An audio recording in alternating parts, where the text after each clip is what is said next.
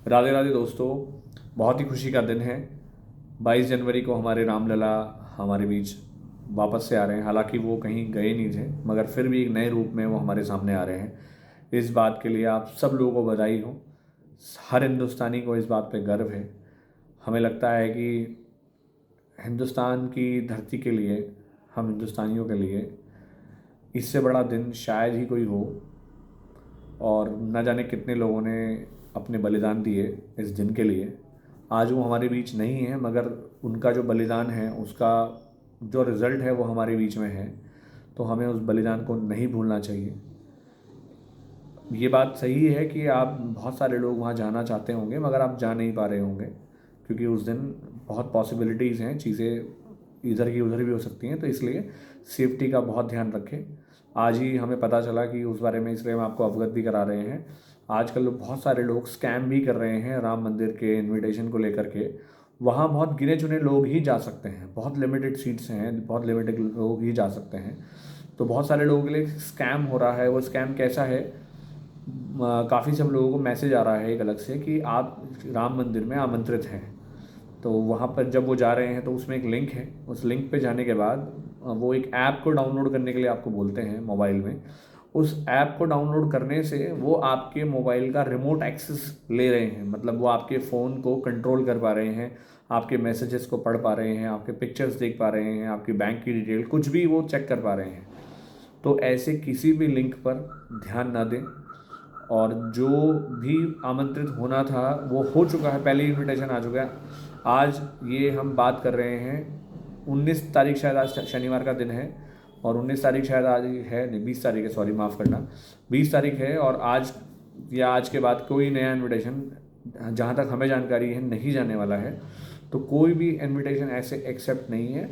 और अभी आप वो सिर्फ एक इस समय के लिए है। बाकी अभी पूरी तरह से मंदिर का काम नहीं हुआ है। आपने कई वीडियोस देखे भी होंगे।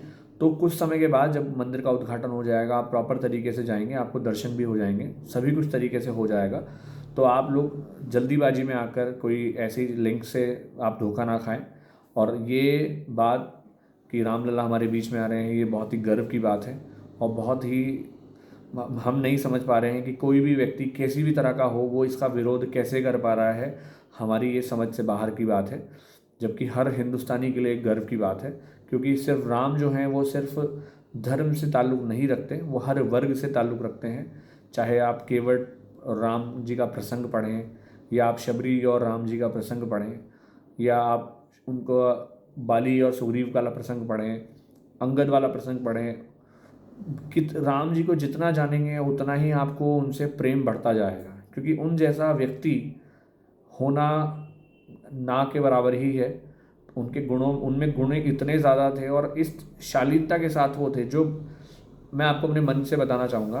बहुत सारे अवतार हुए हैं, लेकिन राम जी ने हमें सिखाया है कि शालीनता के साथ आप कुछ भी कर सकते हैं।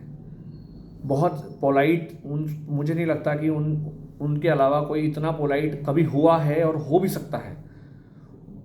किसी भी बात, बड़ी से बड़ी बात को वो मुस्कुराकर जवाब देना, बहुत शांत मन से, धैर्य के साथ कोई भी डिसीजन लेना, वो हमें सिखाते हैं कि लाइफ में कोई भी परिस्थिति हो जाए, हमें उसके लिए तैयार रहना चाहिए और मुस्कुराहट के साथ तैयार रहना चाहिए।